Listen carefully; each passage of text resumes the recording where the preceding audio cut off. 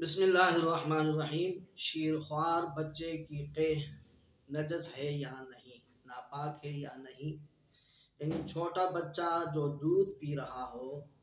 جب وہ قیح کرے،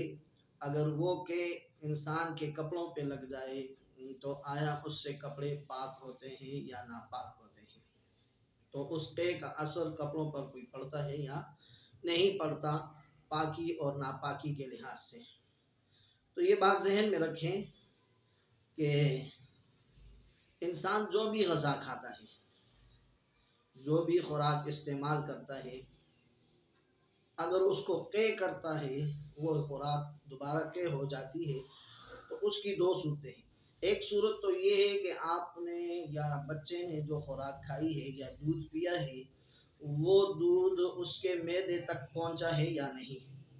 اگر وہ دودھ اس کے معدے تک پہنچ چکا ہے اور تھوڑا وقفہ بیچ میں گزرا ہے، اتنی دیر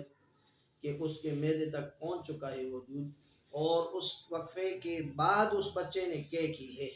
یا کسی نے بھی کھانا کھایا ہے اور وہ کھانا دوبارہ اس نے قے کر دیا ہے، تو اگر یہ کھانا اس کے معدے تک پہنچ چکا ہے اور اتنا وقفہ بیچ میں گزرا ہے کہ کھانا معدے کو پہنچ بھی چکا ہے اور اس کے بعد اس نے قے کی ہے، تو اس صورت میں یہ قے، جبکہ ہو بھی ساتھ یہ بھی ہے کہ منہ بھر کر کی ہو، تو یہ قے ناپاک ہے،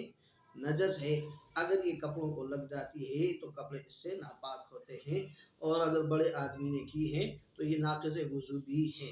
اور اگر قے اتنی کی ہے کہ ابھی وہ جو بچے نے دودھ پیا تھا، یا پھر کسی انسان بڑے نے کھانا کھایا تھا اور وہ معدے تک نہیں پہنچا تھا اور وہ واپس قے کر دیا ہے،